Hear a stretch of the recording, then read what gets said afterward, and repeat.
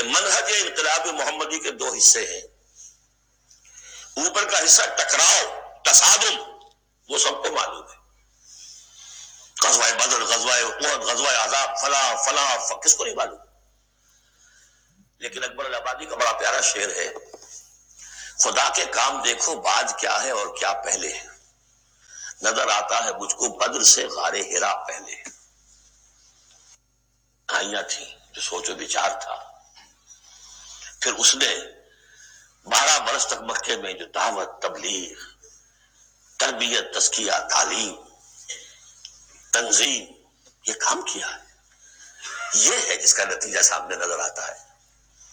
چاہے تمہارے جسم کے ٹکڑے اڑا دیں، تم نے ہاتھ نہیں اٹھانا. یہ ارادہ آسان کام ہے کوئی؟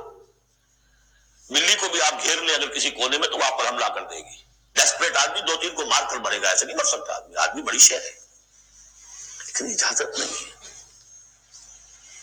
یہ تیاری جو کرائی ہے محمد رسول اللہ نے، تو ایک ہے تصادم کا مرحلہ اور ایک ہے تصادم کے لیے آدمی تیار کرنا. آدمی فراہم کیسے کرے، تیار کیسے کرے.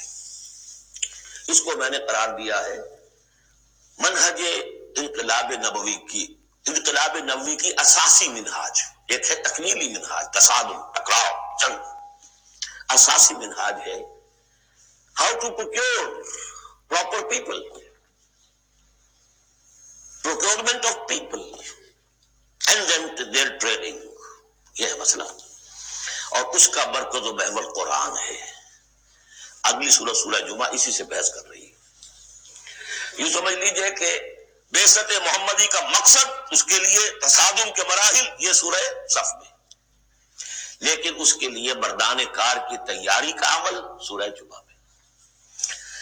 بسم اللہ الرحمن الرحیم. یسبح للہ ما فی السماوات وما فی الارض الملک القدوس العزیز الحکیم. هو الذی بعث فی الامیین رسولا منہم یتلو علیہم آیاتہ ویزکیہم ویعلمہم الکتاب والحکمہ. اب دیکھیے آپ، جیسے وہ آیت 3 دفعہ آ چکی تھی، یہ چوتھی مرتبہ آ رہی. وہ بنیادی طریقہ کار کیا تھا؟ قرآن کی تلاوت.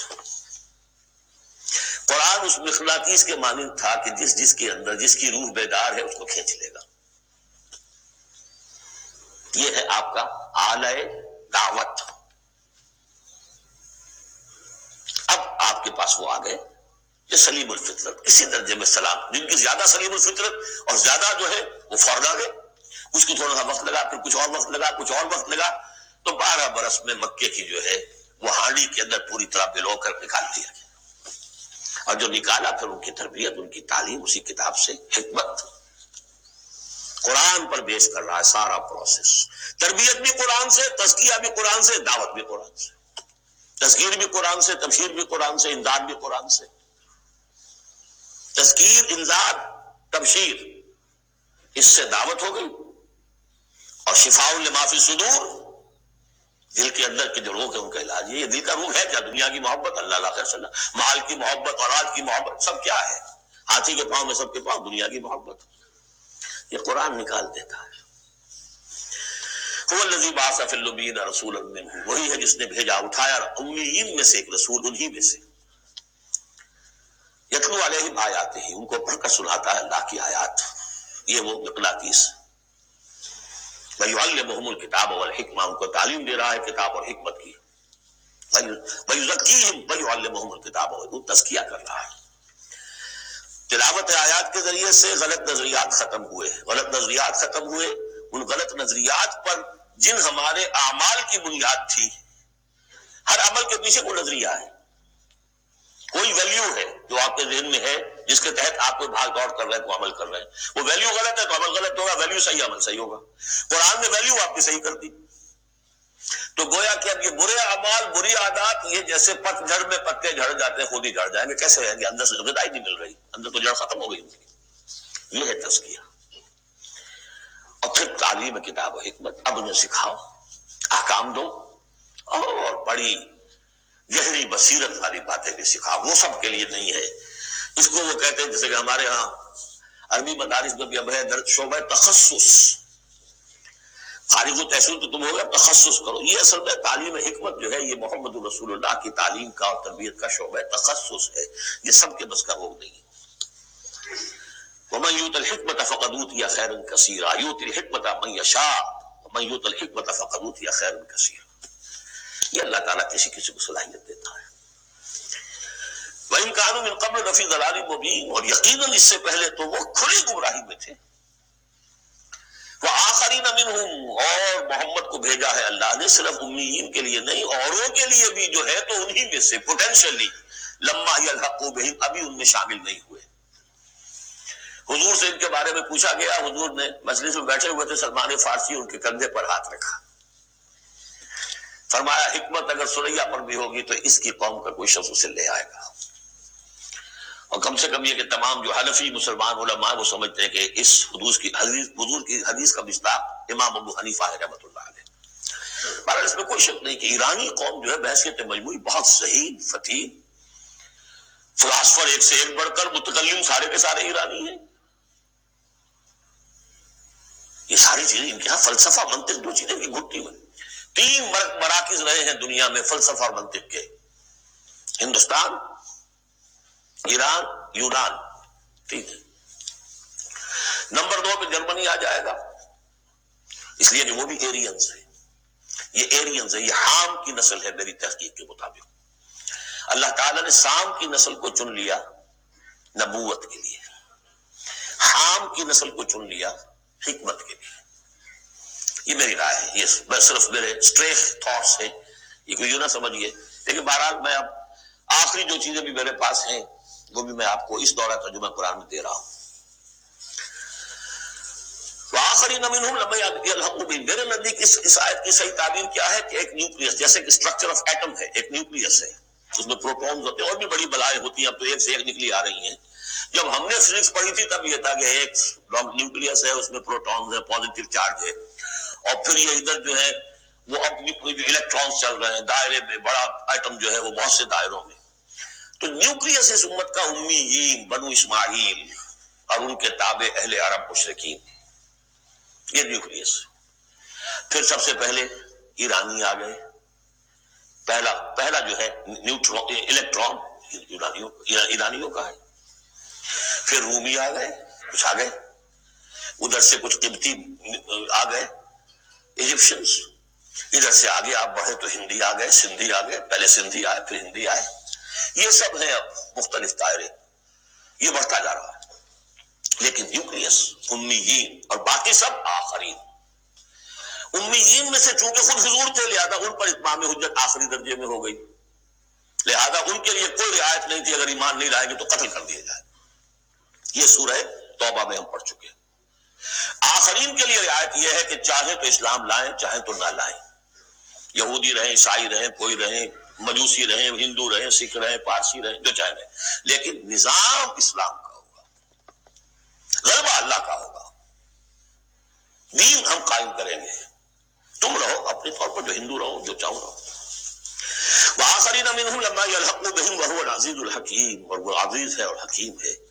ذالک فضل اللہ یؤتیہ من یشاء، یہ اللہ کا فضل ہے، وہ دیتا ہے جسے چاہتا ہے. اللہ کا فضل ہے، اس فضل کے بڑے درجے ہیں. سورہ بنی اسرائیل میں آیت پڑھی، ان فضلہ کان علیک کبیرا. حضور سے خطاب ہے، سب سے بڑا فضل، سب سے بڑا فضل، سب سے بڑا فضل اس پوری کائنات میں محمد رسول اللہ پر ہوا. اگرچہ ان کا فضل کس طور سے ہوا ہے وہ آپ دیکھ لیجئے، ماریں پڑی ہیں، پتھراؤ ہوا ہے، خون کے دھارے چھوٹے ہیں. اللہ کا فضل جو ہے دنیا میں وہ ناز و نام نہیں ہے، عیش نہیں ہے، آرام نہیں ہے. جس میں سب سے بڑا فضل تھا اسے یتیم پیدا کیا، پوسٹیومس پیدا بھی ہوا باپ کے فوت ہونے کے بعد، بالکل مفلس قلاش. وہ تو مادائی حلیمہ کو کوئی اور بچہ ملا نہیں تھا تو قرۂ فال بنا میں من دیوانہ زدن ہو گیا معاملہ، ورنہ لوگ چاہتے تھے اچھے کھاتے پیتے گھرانوں کے بچے لیتے تھے، یتیم کو کون لے جائے گا. لیکن وہ یتیم پھر کیا بنا، در یتیم. ووجدک ضالا فہدی ووجدک عائلا فاغنی الم یجدک یتیما فآوی. پھر جو کچھ ہوا ہے سخت، آپ کا جو نوجوانی کا دور ہے سخت مشقت مزدوری. آپ کہتے ہیں میں قریش کی بھیڑیں بکریاں چند ٹکوں کی مزدوری پر چلایا کرتا تھا. قرارید درہم و دینار نہیں، قرارید ٹکے پیسے. بہرحال یہ دنیا کا معاملہ اور ہے. فرمایا وآخرین منہم لما یلحقوا بہم وہو العزیز الحکیم ذالک فضل اللہ. یہ میں بیان کر رہا تھا فضل کبیر بلکہ فضل اکبر ہوا حضور پر. پھر جو بھی محمد کے دامن سے وابستہ ہو گیا بہت بڑا فضل ہے.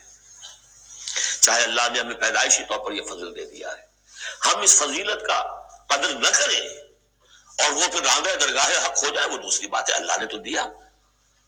بل اللہ یمن علیکم ان ہداکم للایمان، تمہیں اس راستے پر ڈال دیا ہے اللہ کے بندو. تمہیں پیدا کیا وہاں جا، تم نے پیدا ہوتے کان میں اذان سنی ہے اور دوسرے کان میں اقامت سنی ہے. اس سے بڑا فضل کیا ہوگا؟ لیکن تم نے اس کی ناقدری کی تو یہ دوسرا بات ہے. ذالک فضل اللہ یؤتیہ من یشاء واللہ ذو الفضل العظیم. اللہ بڑے فضل والا ہے. لیکن یہ کہ اب یہ جو پروسیس تھا، جو محمد رسول اللہ کا اعلی انقلاب تھا، قرآن، اب محمد تو جا رہے ہیں صلی اللہ علیہ وسلم، یہ پروسیس آگے کون جاری رکھے گا؟ نبی تو کوئی اور آنا نہیں. لہذا حضور نے کہا خطبہ حجۃ الوداع میں قد ترکت فیکم ما ان تمسکتم بہ او اعتصمتم بہ لن تضلوا ابدا کتاب اللہ. میں چھوڑ کر جا رہا ہوں. یہ محمد کے قائم مقام ہے. یہ قرآن، یہ عصائے موسیٰ سے 100 گنا بڑا معجزہ ہے. عصائے موسیٰ صرف موسیٰ کے ہاتھ میں تھا تو معجزہ تھا. بعد میں تو وہ لٹھیا کی لٹھیا اور کیا ہے، پڑا ہوگا کسی ٹرنک کے اندر شاید ہو. اب بھی جیسے کہ کہتے ہیں یہودی ہے لاٹھی ہے. اب وہ سانپ تو نہیں بنے گا کسی کے لیے. یہ معجزہ ہے جو ہر ایک کے ہاتھ میں آ سکتا ہے، بشرطے کہ اس کا حق پہچانے، اس کا حق ادا کرے، اس کی قدر و قیمت کو جانے. افبہذا الحدیث انتم مدہنون وتجعلون رزقکم انکم تکذبون. اس کے ساتھ تمہارا یہ معاملہ ہے، یہ مداہنت ہے. دنیا بھر کی زبانیں سیکھ لو، دنیا بھر کے علوم سیکھ لو، اتنی عربی نہیں کہ قرآن مجید کو براہ راست سمجھ سکو. اور اگر یہ قرآن تمہیں پوزیس کر لے گا تو خدا کی قسم کھا کر کہتا ہوں کہ کسی اور کام میں دل نہیں لگے گا آپ کا. یہ کیا کام ہے؟ گھس گھس گھس گھس گھس کر کے تنخواہ ہو گئی 30,000 40,000 50,000 تنخواہ لے کے آ گئے. Were you created for that? ابراہیم بن ادم کا آپ نے سنا ہوگا نام. بادشاہ تھے کسی علاقے کے، شکار پر گئے ہوئے تھے تو وہاں کئی آواز انہیں سنائی دی، کسی فرشتے کی تھی یا یہ کہ خود ان کے اپنے دل کی آواز تھی. یا ابراہیم لہذا خلقت ام لہذا امرت. اے ابراہیم سوچو، کیا اس کام کے لیے تمہیں پیدا کیا گیا تھا؟ کیا تم اس کام کے لیے پیدا کیے گئے تھے اور تمہیں اس کام کا حکم ہوا تھا شکار کرو جا کر؟ بس وہی سے کایا پلٹ ہوئی. تو سوچنے کی بات ہے. اب ترتیب بتا رہا تھا اصل میں، ورنہ بات لمبی ہو جائے گی، کہ اب یہ قرآن کے بارے میں تمہارا طرز عمل کیا ہوگا. تصویر دکھائی جا رہی ہے. پھر سابقہ امت کی انہیں بھی ہم نے دی تھی کتاب تورات. مثل الذین حملوا التوراۃ ثم لم يحملوها كمثل الحمار يحمل اسفارا. مثال ان لوگوں کی جو حامل تورات بنائے گئے پھر وہ اس کے حامل ثابت نہ ہوئے. اور حمل میں خاص ایک بات ہے. حمال کسے کہتے ہیں؟ بوجھ اٹھا کر ایک جگہ سے دوسری جگہ لے کر جانا، حمال اسے کہتے ہیں.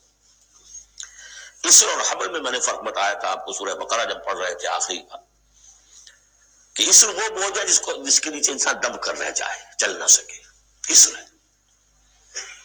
اور حمل وہ ہے جس کو لے کر چل سکے. اب عورت کا بھی حمل ہوتا ہے، وہ لے کر چلتی ہے. بہرحال جب ایڈوانس پریگننسی ہوتی ہے دکھ تو ہے، تکلیف ہے، واہن علی واہن تو ہے، چل سکتی ہے. اس لیے حمال ہے، وہ لے کے جا رہا ہے.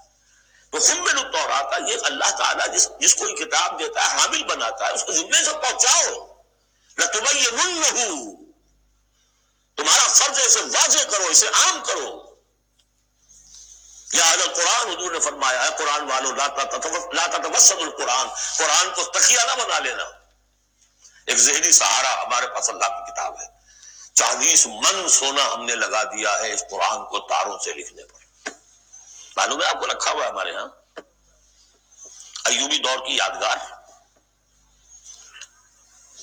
لاہور میں جو اسمبلی چیمبر کے باہر جو ہے، چاہیے دیکھ لیجیے، میں نے تو آج تک نہیں دیکھا، مجھے تو یہ قرآن بہت اچھا لگتا ہے اپنا۔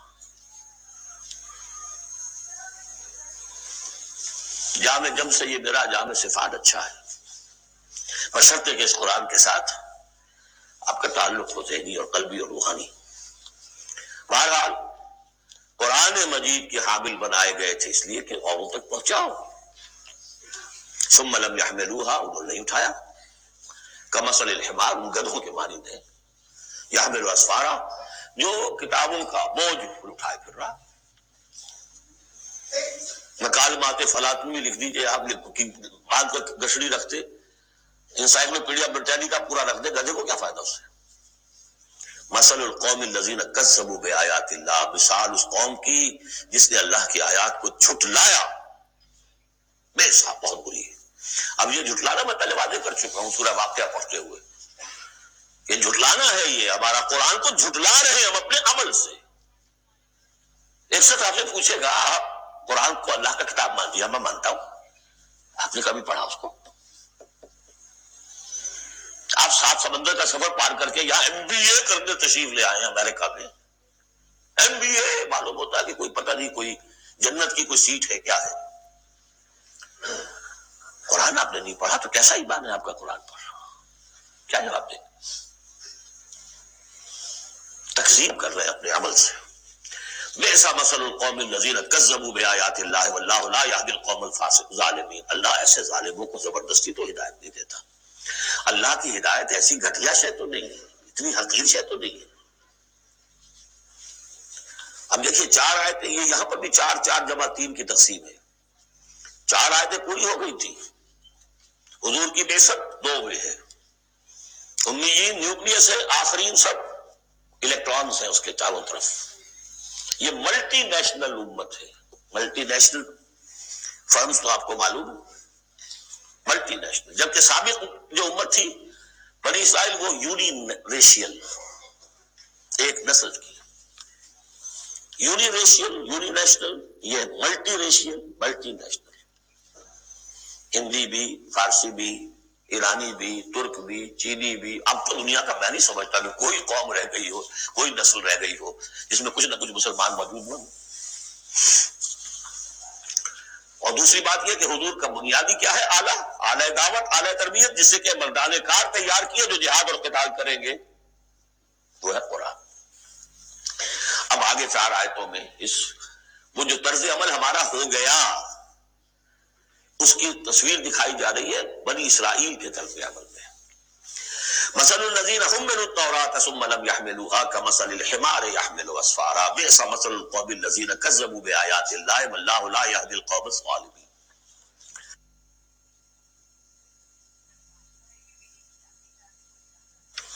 مثلا اس کے بعد نتیجہ کیا نکلتا ہے؟ جو آیات الہیہ سے رشتہ ٹوٹے گا تو سہارا کیا چیز رہ جائے گی؟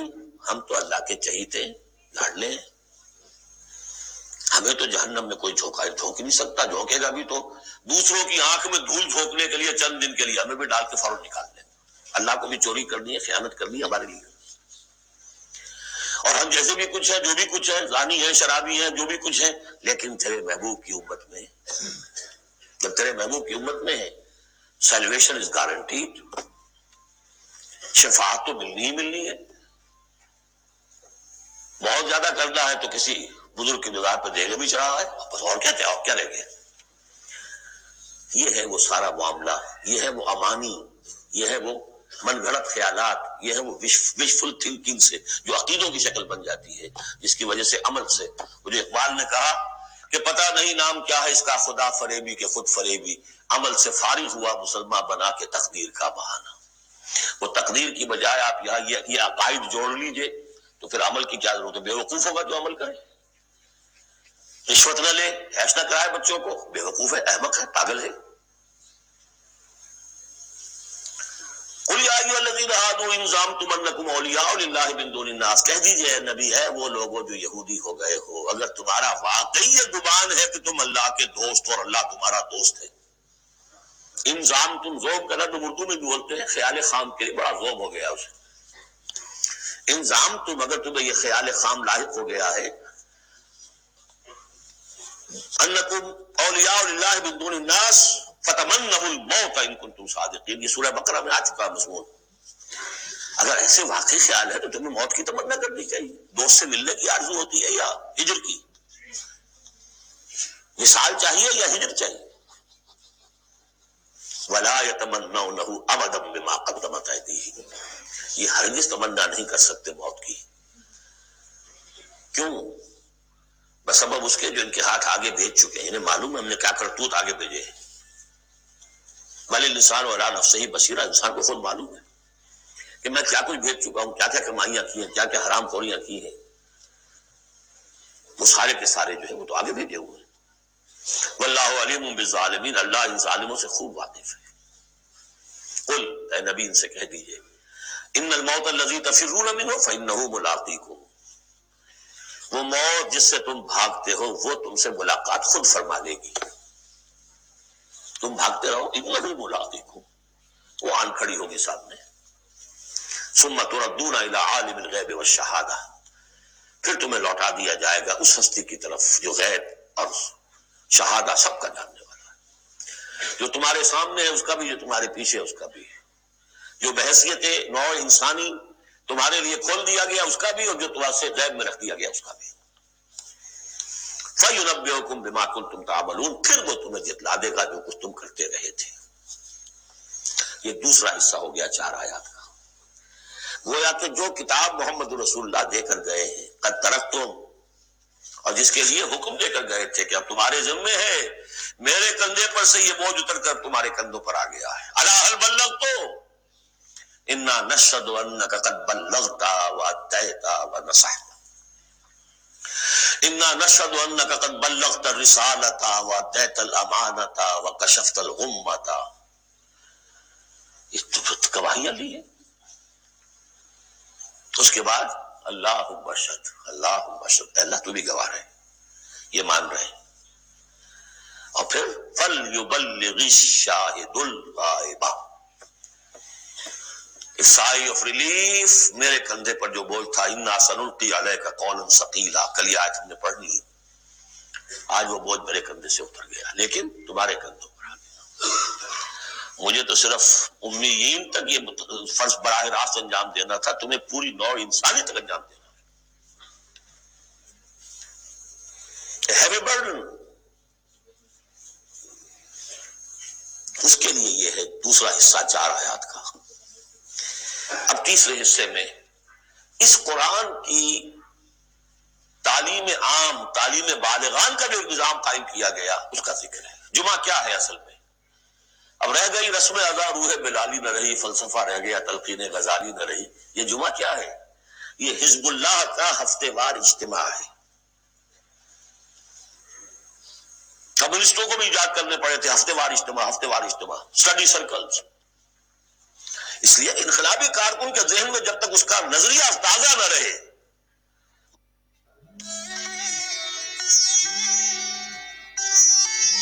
قربانی کیسے دے گا؟ قربانی تو ہر لحظہ آئے گی، ہر آن آئے گی، قدم قدم پر آئے گی۔ لہذا اس نظریے کا، نصب العین کا، اپنے مقصد کا شعور بالکل کانشس لیول کے اوپر مستحضر رہنا چاہیے۔ لہذا اجتماعات ہیں۔ اب ظہر کی نماز کی بجائے جمعہ، وہاں 4 فرض یا 2 کر دیے، 2 کی جگہ خطبہ۔ خطبہ کس لیے؟ تعلیم قرآن، تعلیم بالغان۔ ظاہر ہے وہاں کالجز نہیں تھے، کتابیں نہیں تھی، پریس نہیں تھے، چھاپے خانے نہیں تھے، آڈیوز نہیں تھے، ویڈیوز نہیں تھے، کچھ بھی تو نہیں تھا۔ لیکن ایک نظام ہے، ہفتے میں 1 دن ایسا نکال لو، اگرچہ پورا دن نہیں چاہیے، یوم سبت کی طرح نہیں ہے، نہاؤ دھو، اچھے کپڑے پہنو، خوشبو لگاؤ، آؤ مسجد میں چل کر، پہلی گھڑی میں آ جاؤ گے تو اتنا ثواب ہوگا جتنا کہ ایک اونٹ کی قربانی کا، ہم نے آنکھوں سے دیکھا ہوا بچپن میں 7-8 بجے کے قریب مسجدوں کے اندر ہجوم ہوتے تھے، لوگ پہنچ جاتے تھے گاؤں سے، اسے گاؤں میں جمعہ ہوتا نہیں تھا۔ اب تو ایک خاص مسلک ہمارے ہاں جو آیا اہل حدیث حضرات کا، انہوں نے 4 آدمیوں پہ بھی جمعہ کھڑا کر دیا، تو اب خام خواہ کو جائے گا کوئی آدمی شہر کے اندر؟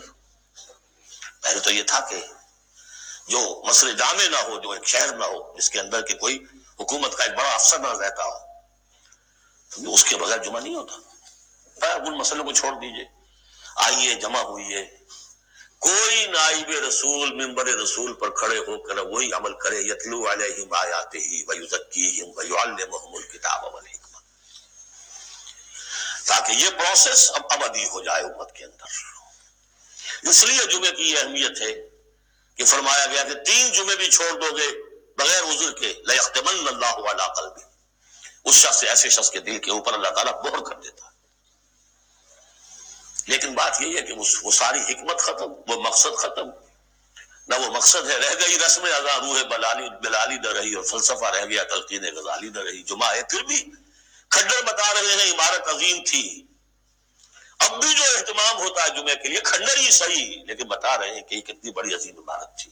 بس اب ترجمہ کر لیجئے، وقت بہت کم ہے، جو اس کا لفظ ہے وہ میں نے بیان کر دیا۔ یا ایھا الذین آمنوا اذا نودی للصلاۃ من یوم الجمعۃ فاسعوا الی ذکر اللہ وذروا البیع، اے ایمان والو جب تمہیں پکارا جائے نماز کے لیے یوم جمعے کے دن، یعنی جمعے کی نماز کے لیے،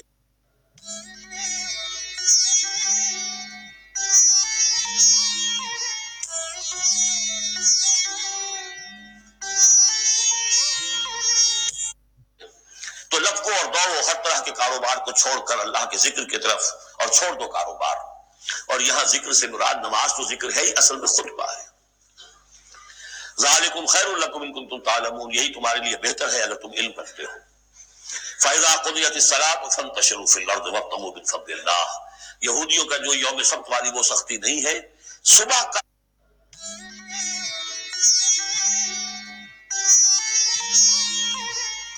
زیادہ وقت تو مطلوب ہے کہ لگے اس کام میں، لیکن جمعے کے بعد پھر آپ جائیں پہ کام میں لگے۔ یہی میں نے کہا تھا نواز شریف صاحب تھے کہ آپ کو جمعے کی آدھی چھٹی کرنی ہے تو بعد کی چھٹی کیجیے، پہلے کی چھٹی کیجیے، بعد میں لوگوں کو دفتر بلا لیجیے، کام کرائیے ان سے، قرآن کے مطابق تو وہ ہوگا۔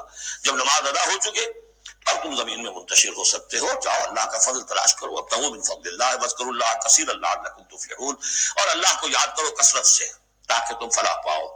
وَإِذَا رَأَوْا تِجَارَةً، اب یہ بھی کمزوری آ گئی جو مسلمانوں کے اندر ایک پیدا ہوئی تھی، اس کا اشارہ کر دیا گیا اس صورت میں بھی۔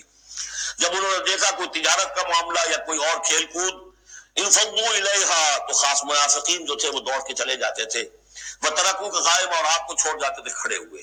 اور اس لیے کہ عام خیال یہ ہے کہ عام طور پر پہلے جو ہے خطبہ جیسے عیدین میں بعد میں ہوتا ہے، ایسے ہی جمعے کا خطبہ بھی بعد میں ہوتا ہے، سمجھا انہوں نے نماز تو ہو گئی چلو۔